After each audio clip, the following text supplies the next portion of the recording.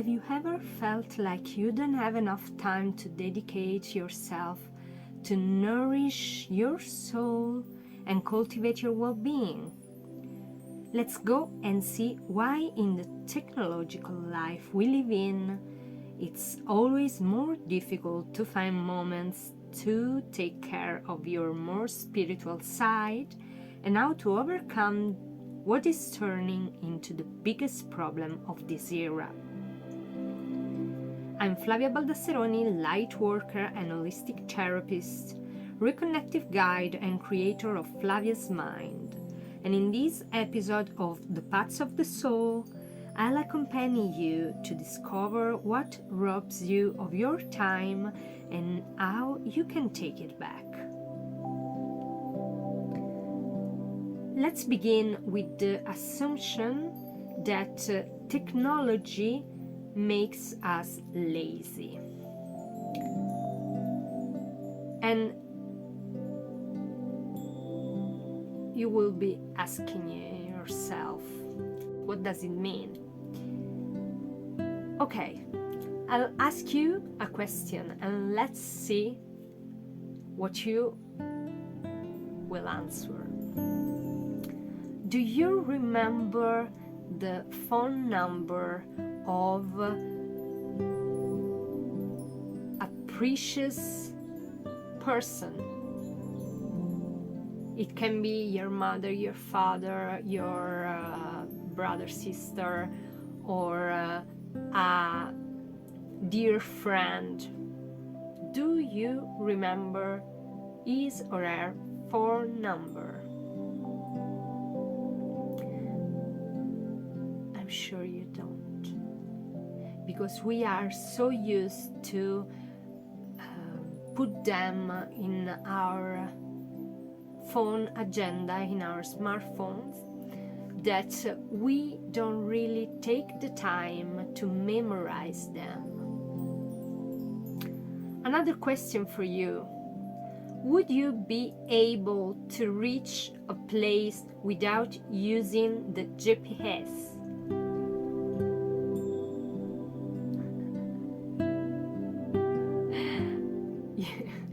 I'm sure you will be thinking, why should I have not to know how to reach a place without a GPS? And my question is, and what if you have to go to a place that has no connection? What would you do in that case? We are so used to technology that we really don't use our mind anymore. It's like really we are becoming stupid in the meaning that we don't know how to use our mind anymore, our brain, to do logical things, because we have them all fixed by a computer or a mobile device. Then we have continuous distraction. This is the distraction era. How many times you say, oh, I'll only check my notifications, and you end up staying an hour and a half on your Facebook or Instagram account, looking at all the posts of people. How many times does it happen? Or how many times you lose yourself in Netflix series or HBO or whatever, no? The entertainment platforms are a distractor too. We stay there in front of a device, watching a series, and these series are programmed to make you not want to stop. No, like they put the cliffhanger at every end of the episode, so that you are brought to say, I need to see the next one. And so you go and watch the next one, and then the next, and the next, and the next, and you end up at 3 a.m. still there watching the series. How many times does it happen to you? Yeah, I know, because it happens to me too. It's almost a normal thing in this society, no? I usually do this. There is the cliffhanger. I say, oh no, I have to watch the next episode. I put the next episode and only watch the beginning, no? That is the part where the cliffhanger resolves, no? Or you know what is really happening. And then I put stop and go do what I was meant to do. Because a lot of time, this binge watching only takes time from other things we are meant to do. Other things we want to do, maybe to reconnect, to go out, see friends, or walk in nature, and all these kind of things, no? And we stay there watching the series, or scrolling Instagram, the Instagram post, and all these kind of things. Another thing that takes our time is that there are too much information all at a time. You can find anything you want to know in the internet, and even more than what you want to know, really. So you are always there, and maybe you want to know one thing, and there are 15 websites that speak about the topic, and instead of reading one site and being okay with the information that it gives, we go and check all 15 and see which one is the best, because we can't always know if the information is real or is good for us in any website. We need to check, so we go and lose our time checking a lot of information. There is a content shock, too many information, and we become stupid again. And that all this is meant to make us become stupid, not to make us become like autumns going through life without knowing what we are doing. Even going grocery shopping becomes so very complicated. It's like you go in the grocery shop and you don't know what to buy, what's best, because you have so much information, and not only grocery shop, even in tech department, or anywhere really. You have too many choices to choose, and you feel lost.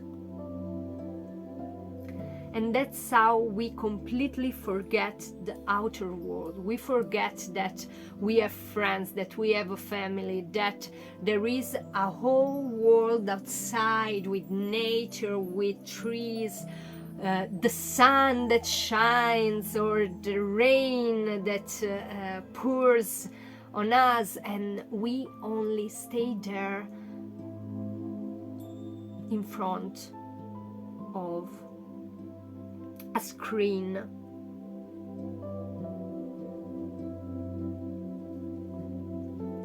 So, how can we change this? How can we reconnect? The first thing I can share with you is manage your time. Find a way that fits your needs, and manage your time. I usually use Google Calendar, and I put time frames, different time frames, with anything at all, like shower, or time to clean the house, or time to eat dinner, or lunch, or breakfast. Anything that can help you to know when to do things is a good way. Then, what else? Spend at least 1 hour per day in a fresh air activity. It can be anything, really.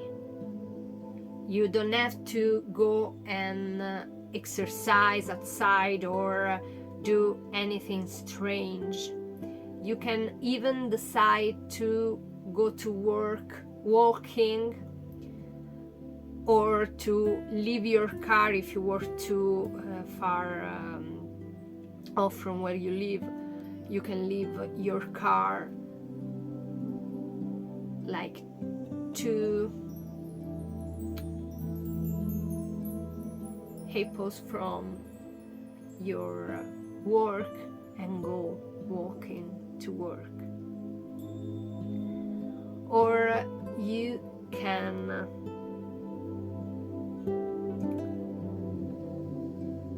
decide to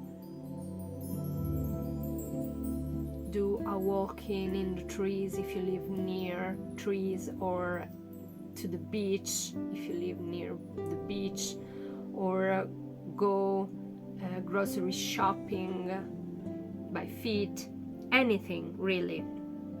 Another thing is, I recommend you to meditate or do any kind of things that makes you be here and now. Be conscious of the present moment at least 20 minutes per day. That's because it's very important to reconnect, not to ground ourselves to the here and now, to know where we are at and what are we doing. Nothing, only being. At least 20 minutes of our day we need to only be. Then I can recommend you to reduce to a maximum the distractions, like social media or been watching, whatever, and to decide a time frame to do this kind of activity. Because, for example, there are a lot of people that come back from work, and the only thing that they want to do is put themselves on the sofa, on the couch, and watch a movie or a series, and it's okay, but choose a time frame for this kind of activity so that it doesn't interfere with the rest of your activities during the day. Then what's next? Being very conscious of what our time stealers are. All these activities that take our time and don't allow us to do the thing we really are meant to do. Very important. Remember every day to thank for what you have. To be thankful for what you have. This may seem not important, but I can assure you that it really creates a connection with your higher self and with whatever it is that is above us. And you can really connect with this gratitude, with this inner power to be grateful. And then, last but not least, important, very important, enjoy yourself and find the space to nurture your passions. Always find time,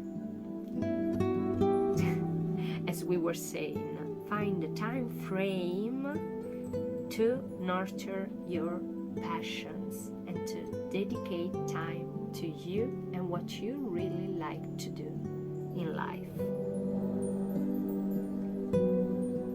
This is all for today's episode. I hope these tips can help you to manage your time better and to reconnect with your spiritual side without necessarily having to become a hermit. We'll talk again next week, and remember, turn on your light, eliminate time stealers, and follow the paths of a soul. Bye!